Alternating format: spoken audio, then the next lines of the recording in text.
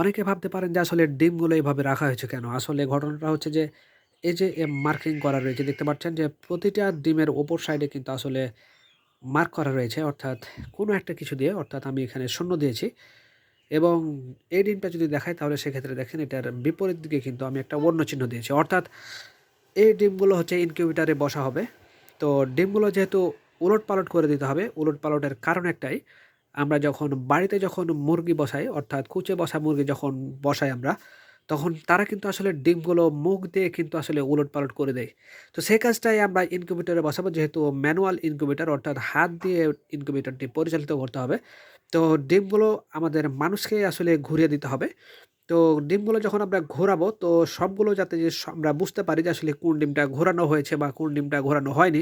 Suppose মনে করেন এরকম যদি এলোমেলো হয়ে থাকে তাহলে সেক্ষেত্রে বুঝতে পারবো যে মনে করেন যে এই ডিমটা উপর দিকে রয়েছে তো সেক্ষেত্রে এই ডিমটা ঘোরা হয়নি। দেখেন সবগুলো কিন্তু 0, 0 হয়ে আছে অর্থাৎ এই ডিমটা এখনো ঘোরা হয়নি তাই জিনিসটা উপর দিকে আছে। তো এটাই হচ্ছে আসলে মূল কারণ। তো যখন সবকিছু ঘুরিয়ে দেবো সবকিছু এরকম হয়ে যাবে।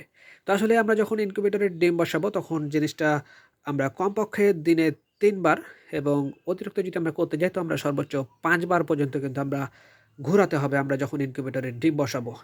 তো এটাই হচ্ছে আসলে মূল কারণ। তো এই কালিগুলো আপনারা একটু স্থায়ী কালি অর্থাৎ যেহেতু ডিমের ভেতরে আমরা যখন পানি দিব তখন পানির কারণে এগুলো উঠে যেতে পারে। তো সেক্ষেত্রে আমরা এমন একটা জিনিস দিয়ে জিনিসটা মার্কিং করব যাতে না ওঠে। তো এটা একটা অমোচনীয় কালি দিয়ে দিয়েছি যাতে কলম মানে এমন একটা কলম ব্যবহার করবেন যাতে কালিটা না ওঠে। অর্থাৎ আমরা ডিমের ভেতরে যেহেতু পানি পড়বে ইনকিউবেটরের ভেতরে মানে আর্দ্রতা যাকে বলে আরকি। তো সেটার কারণে ডিম ঘেমে থাকে তখন জিনিসটা উঠে যেতে পারে। তো সেক্ষেত্রে কিন্তু আপনারা বিষয়টা খেয়াল রাখবেন। তো প্রিয় দর্শক এটাই হচ্ছে আসলে মূল কারণ যে ডিমগুলো এভাবে রাখার কারণ। তো ডিমগুলো আসলে এখন বসানো হবে।